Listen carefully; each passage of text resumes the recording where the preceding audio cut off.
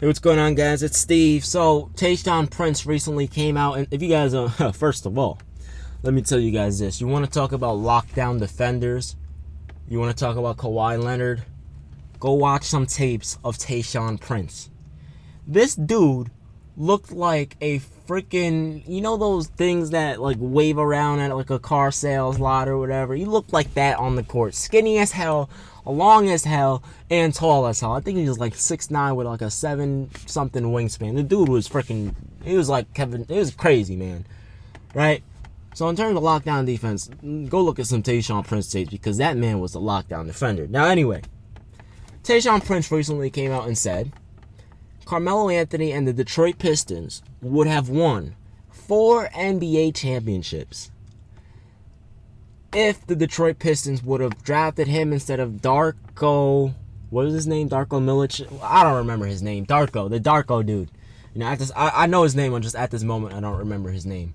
Right? So instead of drafting Darko, they should have drafted Carmelo Anthony. That's pretty much what he said. And he said if they drafted him, they would have won 4 NBA championships. So what does this mean? This is something that is so freaking obvious. This is something that I've said numerous times, and you know, Carmelo Anthony is just so freaking unlucky. He's so unlucky because if you think about it, if he would have been drafted to Detroit, they won the NBA championship the same season Carmelo was a rookie. The same year the 03 draft had their NBA debut, the Detroit Pistons won an NBA championship. And that's without Melo. So imagine with Melo, they would have 3-peated, possibly 4-peated. I definitely agree with him. And this is what I'm saying. It's so freaking sad how unlucky Carmelo is. Who the hell in their right mind would draft Darko, I forgot his last name, Darko, over Carmelo Anthony? Carmelo, he just won the Syracuse national title. He was the best college player in the nation. He was number 1 ranked.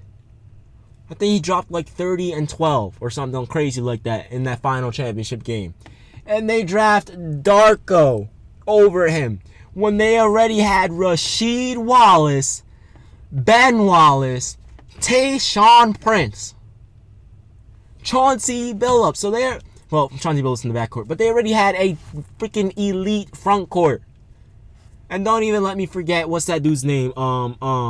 Damn, man, I'm trying to remember. This is all off memory because this is like a real throw. This is like 10 plus years ago. Antonio McDyess. Who else did they have? Anyway, they had a great front court. At that time, Big Ben Wallace was a superstar defender. Not a superstar player, a superstar defender. Rasheed Wallace was an all-star caliber player. Chauncey Billups was one of the best point guards in the NBA. They had Richard Hamilton, Rip Hamilton.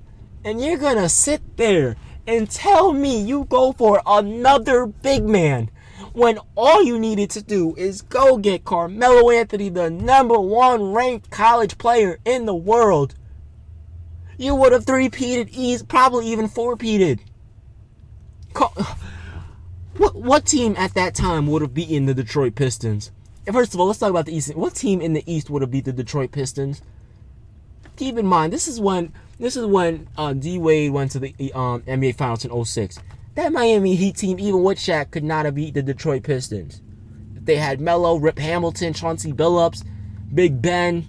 You know, I know Big Ben got traded in 07 to Cleveland, or maybe he was a free agent. I don't remember exactly, but come on, man. Jeez, man. So freaking unlucky, dude. So unlucky. That team would have been freaking elite.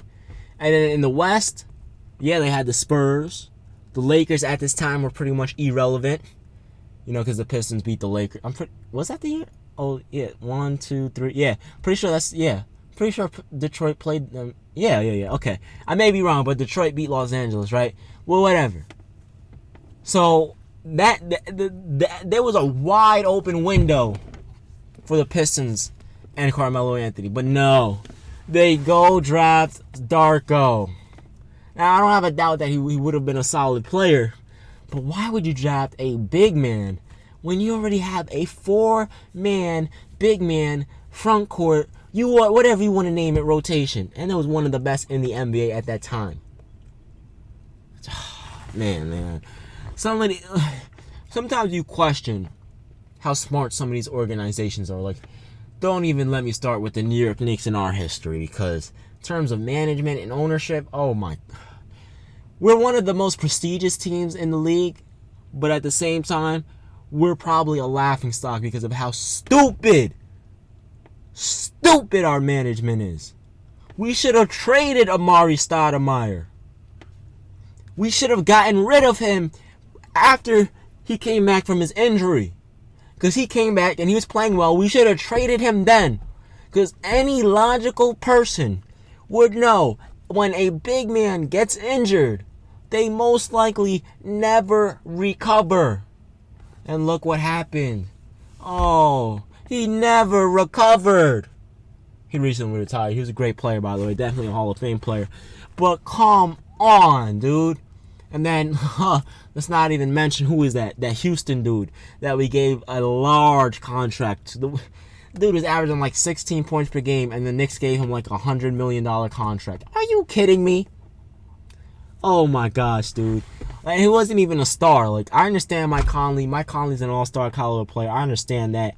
But come on, man. You know what I'm saying? Stupid decisions, man. Just ruin stuff. Ruin things. But anyway, let's move on, dude. I'm tired of ranting. So anyway, the NBA season starts on Tuesday. And I'm going to be doing... if the Knicks lose, If the Knicks lose, I'm going to be doing the haircut thing the day after I get back to New York on Christmas vacation. So I go for a week for Thanksgiving. I come back. And then after that, I have a week in school, and then I go back home for like a month. So I'm gonna do it then. The day after I get back, I'm gonna do it for you guys, so you guys don't have to wait too long. And then we're gonna be start doing like sneaker vlogs, sneaker shopping vlogs, and just more basketball vlogs with my friends in New York and stuff like that. It's gonna be epic. Like my friend Billy and Kenneth, you guys are gonna love them. They're fucking hilarious. You guys are gonna go. You guys are gonna go crazy. I sound like a fruitcake just now, but it's whatever. But yeah, man. So I don't know, man. Topics have pretty much been slow lately. It's kind of been hard to find topics to talk about, just because it's like everything's been talked about and the NBA season is right here. We're like, this is like a dry spout right now. We're like, oh my gosh, can you just start already? You know what I mean? So I apologize for the dry topics lately. Again, man, it's been slow.